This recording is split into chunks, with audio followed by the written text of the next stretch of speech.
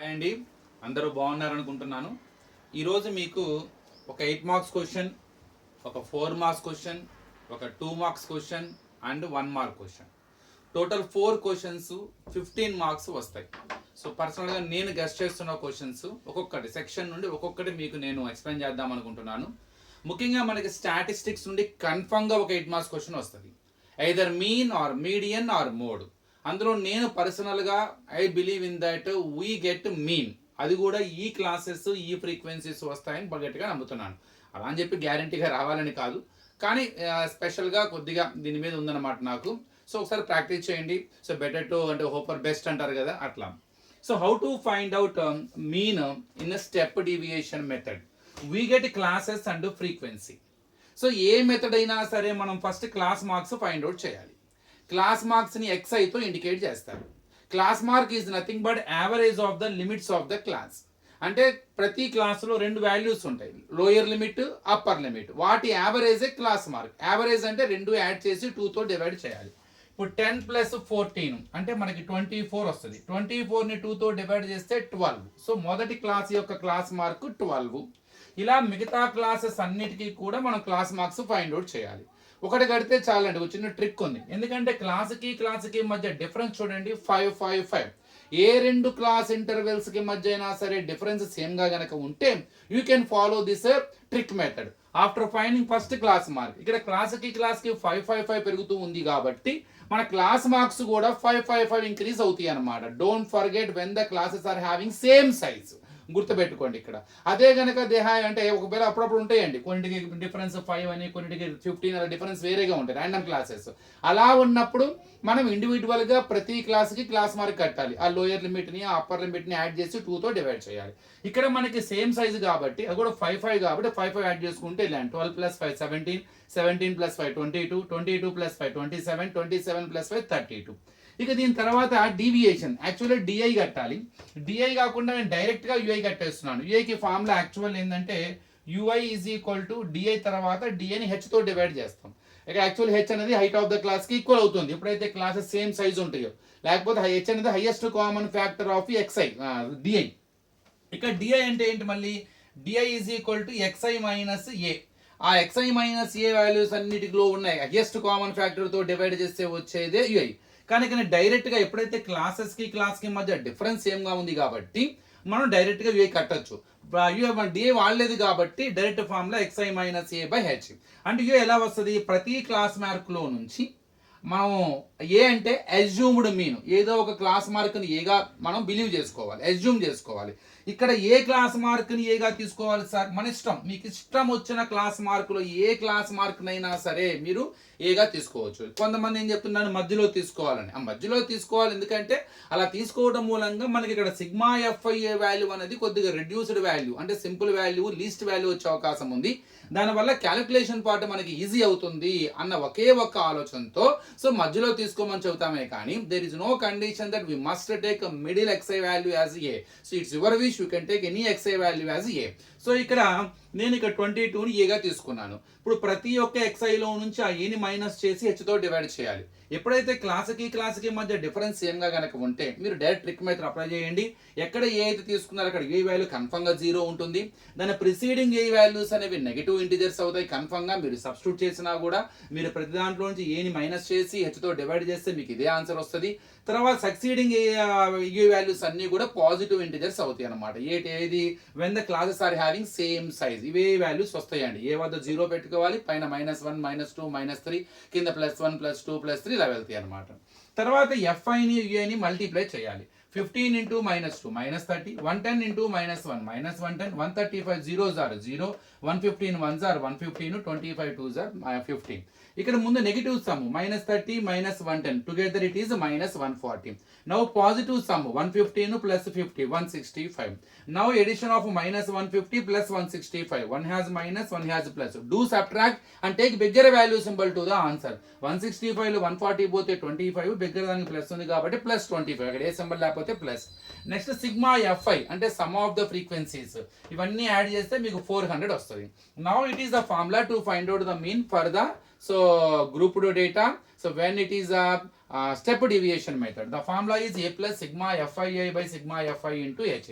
A is assumed mean 22 plus sigma FII 25 by sigma FI 400 into H. H అంటే size of the class అండి. ఇక్కడ actually inclusive classes, అందుకని మీరు ఎప్పుడు కూడా హైట్ చూసేటప్పుడు హారిజెంటల్ గా చూడమాకండి, ఇలా వర్టికల్ గా చూడండి. డిఫరెన్స్ అది ఇంక్లూజివ్ అయినా ఎక్స్క్లూజివ్ అయినా మీకు ఎలాంటి ఇబ్బంది ఉండదు. ఇంక్లూజివ్ అయినప్పుడు ఏమవుతుందంటే హారిజెంటల్ డిఫరెన్స్ కి వర్టికల్ డిఫరెన్స్ కి 1 డిఫరెన్స్ ఉంటుంది. సో కొంతమంది వాటిని మార్చుకుంటారు, అంటే ఎక్స్క్లూజివ్ కన్వర్ట్ చేసుకుంటారు. నో నీడ్ అండి. సో జస్ట్ మీరు వర్టికల్ అబ్జర్వ్ చేయండి, 5 వస్తుంది. నవ్వు క్యాన్సిలేషన్, ఇక్కడ 5 5s are 25, 5 8s are 40, పక్కన 0, 5 80s are, next 5 1s are 5 16s are, మొత్తం మీద 5/16 వచ్చింది. 5 16 తో డివైడ్ చేద్దాం, but 16 is greater than the 5, so we need one more 0. 0 point gives 0. 16 3s are 48, 2 ఉంటుంది, point gives 0. 16 1s are 16, 4 difference ఉంటుంది, point gives 0. 16 2s are 32, 8 difference వస్తుంది, point gives 0. 16 5s are 18. So 22 plus 0.3125, by adding we get 22.3125. It is the way to find out the mean of grouped data. నేను ఈ టేబుల్ని believe చేస్తున్నానండి. So కన్ఫర్మ్గా మనకి mean median మోడ్లో ఒకటి వస్తుంది, నేను మీన్ అనుకుంటున్నాను. మీన్లో కూడా ఈ క్లాస్ ఇంటర్వెల్స్తో ఉన్నది వస్తుందని చెప్పేసి నేను గట్టిగా నమ్ముతున్నాను అనమాట. ఒకసారి అవి అబ్జర్వ్ చేయండి మీరు. సో నెక్స్ట్ ప్రాబ్లంకి వెళ్ళే ముందు ఒకసారి 1 minute సో మొత్తం చూసుకోండి, ఒకసారి ప్రాక్టీస్ చేయండి అనమాట.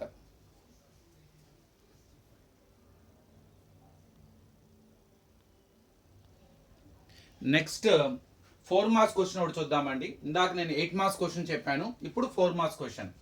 Find the coordinates of a point. It is from coordinate geometry. Find the coordinates of point A where AB is the diameter of a circle whose center is 2, and b is 1, 4. ఇది నేను పర్సనల్గా 4 marks guest చేస్తున్నాను. ఇక్కడ మనకు circle ఉంది క్లియర్గా, అందులో AB diameter అంటే సెంటర్ గుండా వెళ్ళే కార్డ్, లాంగెస్ట్ కార్డ్ని డయామీటర్ అంటారు. సో ఏబి డయామీటర్, ఆ డయామీటర్కి 2 ఎండ్ పాయింట్స్ ఉంటాయి, ఒకటి ఏ ఒకటి బి. అందులో బి ఇచ్చేసారు 1, 4. ఇంకోటి సర్కిల్ కాబట్టి సర్కిల్కి సెంటర్ ఉంటుంది, సెంటర్ ఈజ్ 2, -3. మరి ఏమడుగుతున్నాడు? Find the coordinates of the point A. ఆ డయామీటర్కి ఇంకొక ఎండ్ పాయింట్ ఉంటుంది, ఆ ఎండ్ పాయింట్ అడుగుతున్నాడు. ఇక్కడ లెట్ ద అదర్ ఎండ్ దాన్ని ఏమనుకుంటారంటే X, Y. ఎందుకంటే అది కూడా ఒక పాయింటేగా. ప్రతి పాయింట్కి 2 కోఆర్డినేట్స్ ఉంటాయి, ఒకటి X కోఆర్డినేట్, ఒకటి Y కోఆర్డినేట్. సో ఆ 2 కోఆర్డినేట్స్ మనకి తెలియదు కాబట్టి ఆ పాయింట్ నేను ఏమనుకున్నాను, ఎండ్ పాయింట్ X, Y. ఇప్పుడు ఏ కనుక్కోవాలి. ఆ ఏ కనుక్కోవడానికి ఆ ఏబి డయామీటర్లో బి ఇవ్వడం జరిగింది. సర్కిల్ సెంటర్, ఆ కోడ్ సెంటర్ గుండా వెళ్తుంది కాబట్టి డయామీటర్ కాబట్టి సెంటర్ కూడా ఇవ్వడం జరిగింది. How to find the other end of the diameter? Very simple, diagram చూస్తే అర్థమైపోతుంది. కరెక్ట్గా సెంటర్ ఏకి బికి మధ్యలో ఉంటుంది, ఎందుకంటే అది divides the diameter into 2 equal halves. అంటే ఓబి సిబి ఎంత ఉంటుందో సిఏ కూడా అంతే ఉంటుంది. ఏదేమైనా C is the mid point అనమాట. అంటే క్లియర్గా అర్థమవుతుంది ఇక్కడ centre is the mid point of AB. So centre is the mid point of AB. అంటే ఏకి బికి మిడ్ పాయింట్ కడుతూ మనం ఈక్వల్ టు సెంటర్ పెట్టుకోవచ్చు. మిడ్ పాయింట్ ఫార్ములా ఏంటి? x1 + x2/2 y1 + y2/2 is equal to centre 2, -3. So ఏకి బికి mid point కడదాం. ఏలో ఉన్న వాటిని x1 y1 అనుకోండి, బిలో ఉన్న వాటిని x2 y2 అనుకోండి. సబ్స్టిట్యూట్ చేయండి. x + 1/2 y1 + y2/2 అంటే y + 4/2 is equal to centre. It is a hint to us. మనకి అది ఇవ్వకపోతే మనం అనుకోలేం. అది 2, -3 రావాలంటే ఇక్కడ కన్ఫర్మ్ ఏ కోఆర్డినేట్స్ ఉంటేనే మనకు ఆన్సర్ 2, -3 వస్తుందో మనం కనుక్కోవాలి.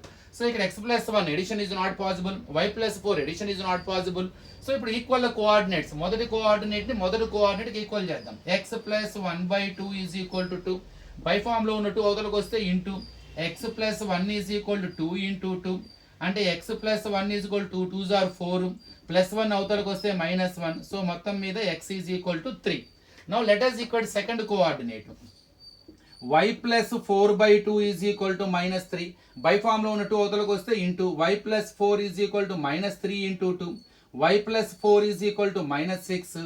y ఈజ్ ఈక్వల్ టు +4 అవతలకు వస్తే -4 అంటే y ఈజ్ ఈక్వల్ టు -10. మొత్తం మీద ఆ కోఆర్డినేట్స్ ఏంటి? 3, -10. So together I can say that. So 3, -10 what is it? A. So the other end of the diameter a is equal to x, y అంటే 3, -10 అంటే ఇక్కడ కంపల్సరీ 3, -10 పాయింట్ ఉంటేనే centre 2, -3 అవుతుంది. మళ్ళీ రెండింటి మిడ్ పాయింట్ కడితే 2, -3 రావాలి. సో ఇక్కడ A whatever end point they ask to find the end point of the other end of the diameter is 3, ఇది కూడా చాలా ఇంపార్టెంట్ అండి, మీరు బాగా ప్రాక్టీస్ చేయండి. ఇక ఇప్పుడు 8 మార్క్స్ క్వశ్చన్ అయిపోయింది, 4 మార్క్స్ క్వశ్చన్ అయిపోయింది. ఇప్పుడు 2 మార్క్స్ సెక్షన్లోకి ఎంటర్ అవుదాం. కన్ఫర్మ్గా మనకి 2 మార్క్స్ సెక్షన్ అనగానే నేను బాగా పర్సనల్గా గెస్ట్ చేస్తున్న క్వశ్చన్ వచ్చేసరికి అప్లికేషన్స్ ఆఫ్ ట్రిగనామెట్రీలో కన్ఫర్మ్గా ఒకటి అడుగుతాడని చెప్పేసి అనుకుంటున్నానండి. అదేంటంటే you are observing top of your school building at an angle of elevation alpha from a point which is at d meter distance from foot of the building.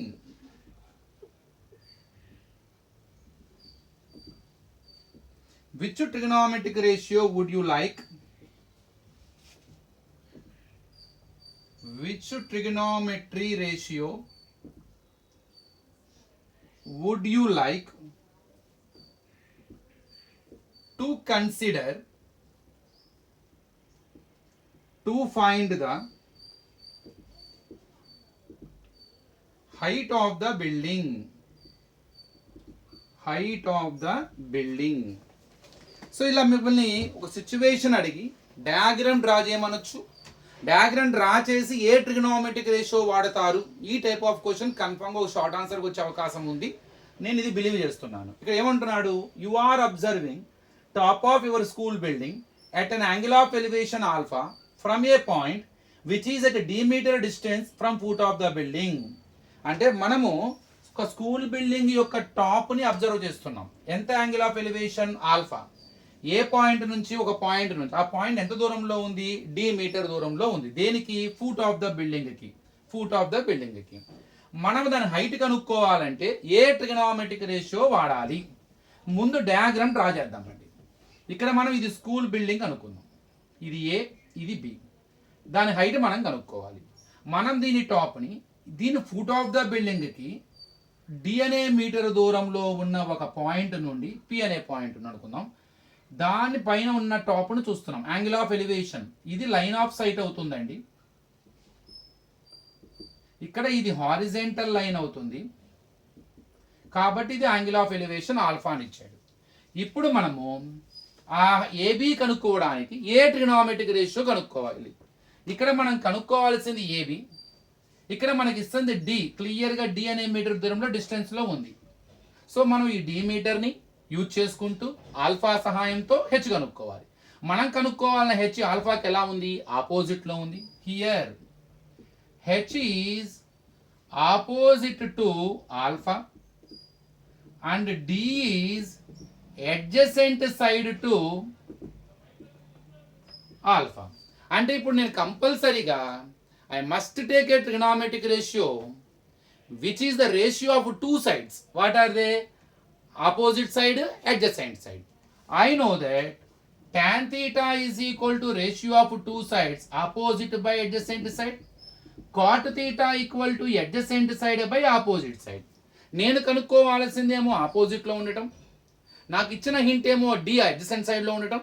కాబట్టి నేను కన్ఫర్మ్గా ఆ trigonometric ratio opposite to adjacent, ఈ రెండింటికి సంబంధించిన trigonometric ratio తీసుకోవాలి. ఈ రెండింటికి సంబంధించిన ట్రిగనోమెట్రిక్ రేషియో రెండు ఉన్నాయి, tan cot. So I would like to take either tan or cot to find the height of the building అని రాస్తాను అన్నమాట. సో ఇది కూడా మనకి చాలా ఇంపార్టెంట్ అండి. ఇంకా లాస్ట్ది 1 మార్క్ క్వశ్చన్. మరి 1 మార్క్స్ అంటే మనం చెప్పలేమండి, చాలా రకాలుగా ఎన్నో రకాల క్వశ్చన్స్ ఉంటాయి. అందులో నేను ఒకటి తీసుకుంటాను, జస్ట్ మీకు ఐడియా కోసం అన్నమాట.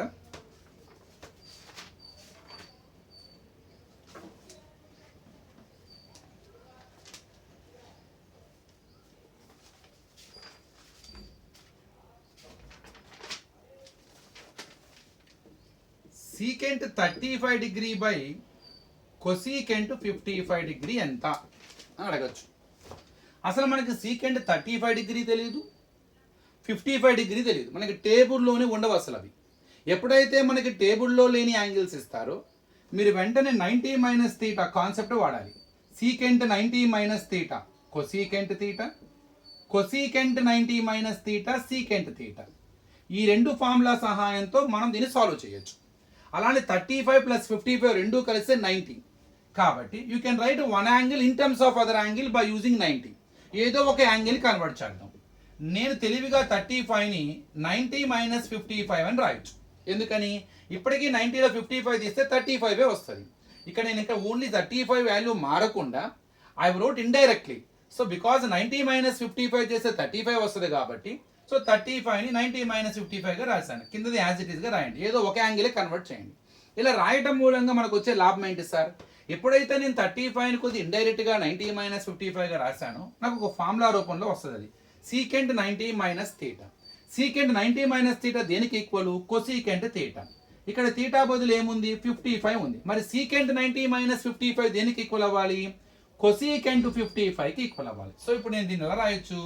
కొసీకెంట్ 55గా రాయొచ్చు. బై కింద ఆల్రెడీగా కొసీకెంట్ 55 ఉంది, రెండు క్యాన్సిల్ అయిపోతుంది. ఆన్సర్ 1.